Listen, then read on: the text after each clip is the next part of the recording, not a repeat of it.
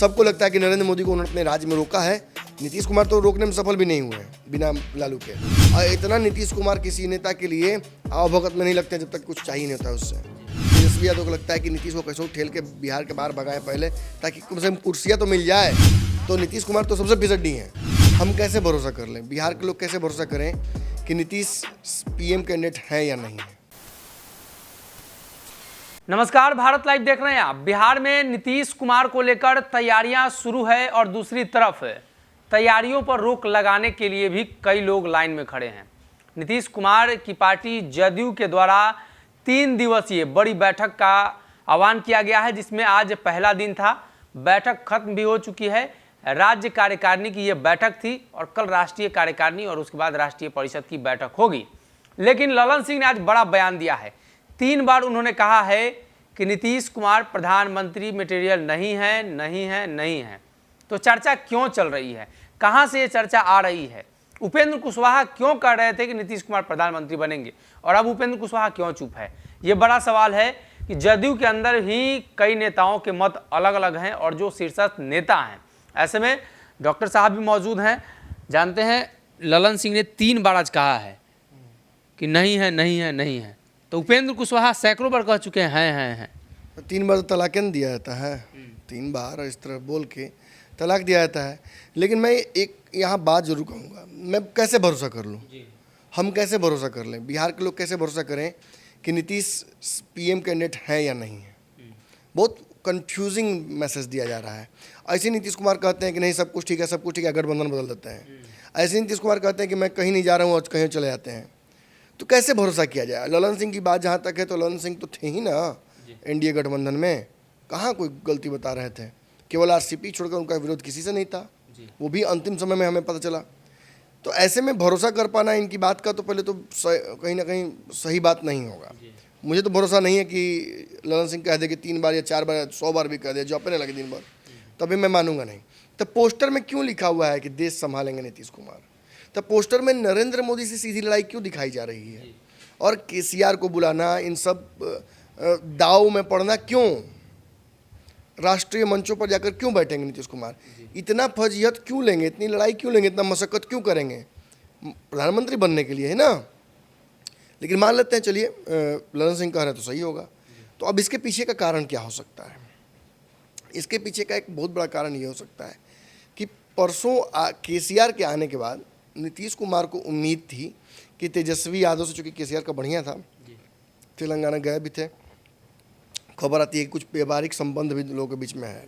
तेलंगाना में कुछ इन्वेस्टमेंट भी तेजस्वी यादव ने शायद किया है, ऐसी खबर आती है। मतलब पता नहीं, बिहार में तो समुद्र नहीं ना है, इसलिए हो सकता है। तो अब देखिए, जो भी बात हो, कहने का मतलब कि केसीआर यहाँ आए, गुड फेथ में आए तेजस्वी यादव के, तो उन्हें नीतीश कुमार को कुछ बढ़िया बात बोलना था। उन्हें नीतीश को अश्योर करना था कि हम आपके साथ हैं, आप आगे बढ़िए। उन्हें ये भी एहसास कराना था मीडिया को कि नीतीश कुमार सर्वमान्य नेता है। कम से कम तेजस्वी, केसीआर, ललन सिंह, इन सब के बीच में तो नीतीश कुमार एक ऐसे चेहरे हैं जिन पर दावा खिलाया सकता है 24 में। लेकिन जहाँ उन्होंने भाजपा के खिलाफ बहुत सारी बातें की, वहीं नीतीश कुमार की कोई खास बड़ाई उन्होंने की नहीं।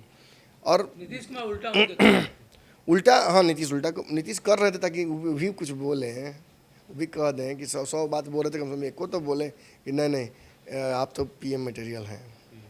नहीं बोला उन्होंने। कोई मुख्यमंत्री क्यों कहेगा, मैं बार बार यही आपसे कहता हूँ, कोई मुख्यमंत्री क्यों कहेगा कि वो पीएम कैंडिडेट कोई और को साबित करके कि मैंने नीतीश से पीएम कैंडिडेट है, क्यों कहेगा? ममता बनर्जी नहीं कहेंगे, केजरीवाल नहीं कहेंगे, और भी नेता नहीं कहेंगे। और इसका सबसे बड़ा कारण है कि सबकी अपनी महत्वाकांक्षाएं हैं। सबको लगता है कि नरेंद्र मोदी को उन्होंने अपने राज्य में रोका है। नीतीश कुमार तो रोकने में सफल भी नहीं हुए हैं बिना लालू के। तो नीतीश कुमार तो सबसे फिसड्डी हैं। अगर वहाँ देखा जाए तो दावेदारी केजरीवाल की बड़ी है, मायावती की, ममता बनर्जी की, माफ़ कीजिए, बड़ी है। तो इन लोगों की बड़ी है, साउथ के कई नेता हैं उनकी बड़ी है, खुद केसीआर की बड़ी है। तो नीतीश को क्यों नेता मानेगा? लेकिन यहाँ गेम है।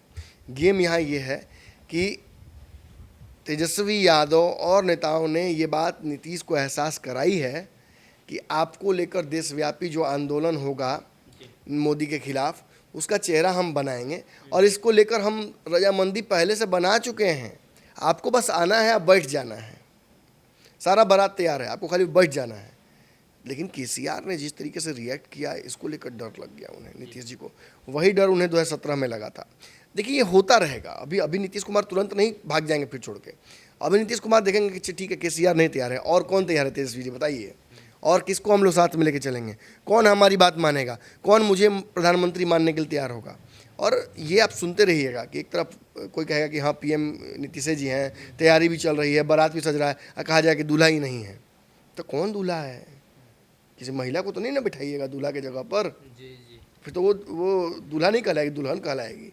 तो नीतीश जी अगर उस कुर्सी पर खुद नहीं बैठ रहे हैं तो फिर ये सारी तैयारी क्या तेजस्वी यादव को प्रधानमंत्री बनाने की चल रही है कि लालू यादव को बनाइएगा? लालू यादव तो बन ही नहीं सकते हैं।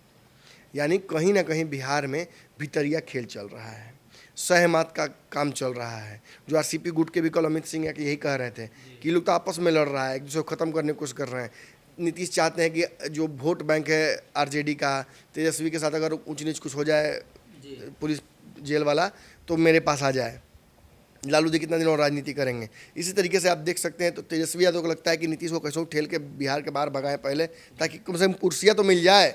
उसको नीतीश को बनाएंगे, देखा जाएगा क्या होता है, जीतेंगे हारेंगे अपनी जगह पर होगा, बनाएगा कि नहीं बनाएगा विपक्ष, लेकिन कम से कम आगे तो ढकेला जाए। इसी में ये सारा गेम बिहार का गच पचाया हुआ है। कभी बोल रहे हैं कि हाँ बनेंगे, कभी बोल रहे हैं नहीं बनेंगे, कभी सारी पोस्टर लग जा रही है, कभी केसीआर को बुला रहे हैं, कभी अभी और नेताओं को बुलाना है। विपक्ष के कई नेताओं को बुलाना अभी बाकी है इनके तरफ से। ये अपने जो चिंतन शिविर मंथन शिविर जो कर रहे हैं, इसके अलावा कई नेताओं को बुला बुला के बिहार में कैंपिंग करेंगे।